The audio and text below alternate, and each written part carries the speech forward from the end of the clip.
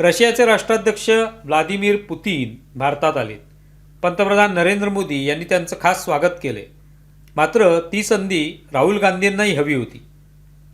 या दरम्यान विरोधी पक्षनेते आणि काँग्रेसचे खासदार राहुल गांधींनी असा आरोप केला की सरकार परदेशी नेत्यांना विरोधी पक्षनेते यांना भेटायलाच देत नाही.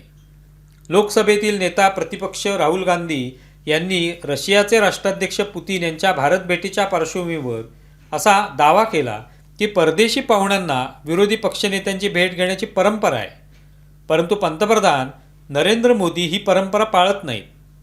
त्यातूनच ते असुरक्षित आहेत असं दिसतं. हे अटल बिहारी वाजपेयींच्या काळातही होत होतं आणि मनमोहन सिंग यांच्या काळातही. पण आजकाल जेव्हा कोणताही परदेशी पाहुणा किंवा नेता भारतात येतो किंवा मी परदेशात जातो तेव्हा सरकार सुचवतं की परदेशी नेत्यांनी नेता असलेल्या विरोधी पक्षनेत्याला भेटू नये असं राहुल गांधी म्हणतात.